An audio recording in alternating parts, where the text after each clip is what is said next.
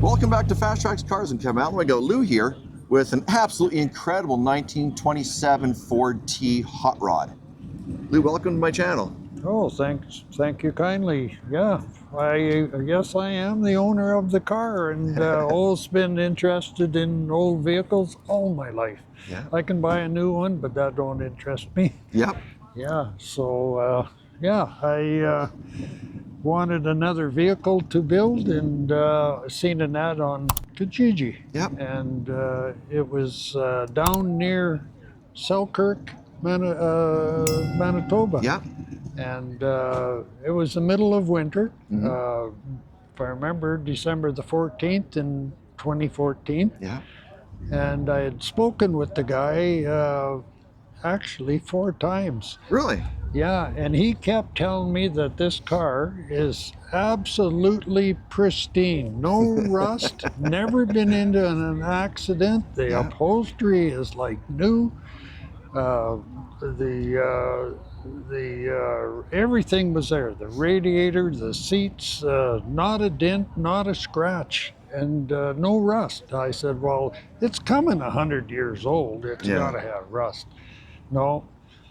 And like I say, 4 times I spoke with him. I said, I don't want to drive it and find out it's just a pile of rust. Of course. 1,000 miles there and 1,000 miles back. But the man was right. Wow. No rust. Seriously? No rust. Everything was perfect. So there was no argument over the cash that he was asking. So I just dealt it out, and I get it home on the 16th. Mm-hmm. Yeah.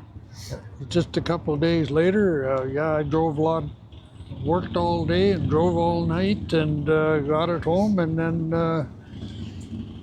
4 years later, or 3.5 years later, and I started driving it close to 2018. Wow. Yeah. That's amazing. Yeah, and the wife and I, that year, we took it to Candy Cane Lane in the middle of winter. It was on the 18th of December. We went over to Candy Cane Lane, and everybody says, how can you drive on them tires? You know? It's surprising. I said, no problem. There's no snowbanks in the city, and it's snow. It's got a little traction. Of course. It's not glare ice. Yeah. So. Absolutely. Yeah, but those are pretty massive rubber on the back there. Yeah. Well, yeah. They well, that's the second set of tires. Things wear out when you're turning corners. Of course they do. Yeah, they wear out there. No other place, just when you're turning corners. You bet. To speak. But yeah, it's a HEMI. That's what I use for power. Yeah. It's a 1956 Chrysler, first generation HEMI. I run a 3-speed automatic, but it's a Chevrolet transmission. Yeah. Guaranteed for 1,100 horsepower. So It's got a lot. Yeah, it's got lots. You can't hurt it. The man guaranteed it, and twin turboed it. And everybody said, "Well, why do you twin turbo it?" I said, "Well, why not?" Yeah, if you can. I've never had something like that. I've never had big horsepower in my life. So, yeah, I did that. I built my frame and all the rest. And you built the frame yourself? I did all that. And I noticed, I realized we talked before, very briefly, and I know you built a lot of the components on this vehicle. Yes, I did. Yourself. Yeah. Let's go through what you did. I mean, the front radiator and a shroud you built yourself as well. Yes, I did. Yeah, that's all fiber, and the front grille in that thing. It turned out, and it worked for me, and it happened to be the lawn chair at home at one time. So I made use of that. The front bumpers on it are supposed to represent brass knuckles, but they're not brass colored. But And then I had it engraved with the 3 T's in it, because that's the name of the car. Well, the name of the car is Triple T. Yep. A couple of turbos and a Model T. Yep. It's the Triple T. Triple T. Yeah, yeah. And then I had a man do my, this was the fuel tank years ago. Yep. I put the lid on backwards because it would blow open in the other direction. Right, yeah. Yeah. And put a little word on there that some people look at it and can't figure out what it is. But motion lotion to me is gasoline. Gasoline, fuel. Yeah. Yeah. Had the aluminum rad built. Yeah. Turbos, I built my own exhaust manifolds. Yeah, Chrysler don't build anything that would, you know, for the turbo setup. Right. Yeah. My plenum here, I built that. That's all stainless steel. Built it out of cardboard initially. Yep. And then took it to a gentleman on the south side. He's the, I think, the best in Edmonton for sure in stainless steel and aluminum welding. And then on the highway one day, my car wasn't running worth a darn and couldn't figure out what was wrong. And it took forever to figure out what it was. And the one side, it cracked. It's thin stainless steel, and in the aluminum, or in the weld, it breathes like a human body with different compression or the boost off the turbos. So it's going to push harder, and it cracked the side out 9.5 inches long. Wow. So then I fish plated it and put these strips in here. And I said, I like that. It's just, it looks more man-made than factory-made. Of course, yeah. I enjoyed that. Yeah. Put my injectors, the bosses in here, which is a big job to get them drilling on an angle. Your tooling all wants to slide down the hill and not stay in alignment. Of course. So they got to be perfectly in line. So that. That's a task and a half right there, just doing that. Big job. Absolutely. Yeah. And the frame you built yourself as well? I built the frame. I did 4-link suspension, Willwood disc brakes in the rear, Chevy up front. Are they discs? Chev. Disc brakes. So discs all around. Yeah. You got power to get going, you got to be able to stop, right? And they have the emergency brake right in a drum, like the old style shoe, but small, eh? Yeah. 1.25 wide and 7-inch diameter. Excellent. Yeah, but that's just for parking. You don't need it because you have park brake anyway. Of course. Yeah, or of course. park in your transmission. You do. A lot of older cars never had park. Buicks and Olds and all those. Yeah, they never used it. Never had it. You needed an emergency brake.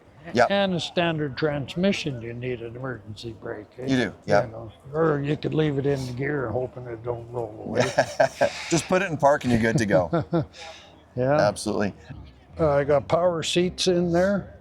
Yeah, and I have electric heat. When it cool, I have electric heater in there, and it keeps it nice and warm. It was warm on the 8th of December. I'm going to Candy Cane Lane. I shortened up the sun visor. People say, well, why would you do that? And why wouldn't you chop it? You know, drop it down here a bit. I said, you've never rode in a Model T, have you? No, not really.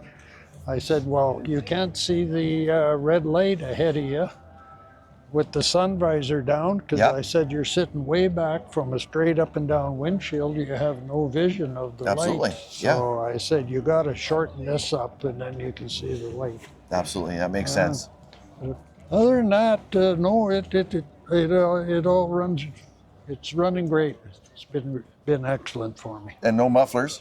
Yes, there is mufflers. Okay. Yes, a guy out in the West End put me onto a place in Winnipeg, Manitoba, and I asked about that. He's big into truck mufflers and all that stuff, and he says, I have a guy in Manitoba that will build you a muffler for your turbo system and quieten your engine down at least 50%. Wow.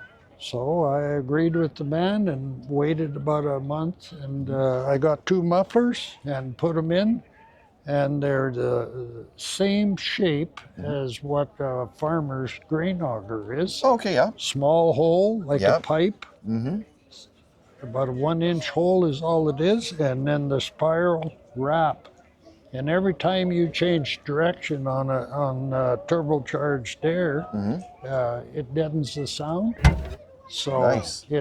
it's dropped it down lots. Ingenious. Ingenious. Yeah. So Very smart. it's been good.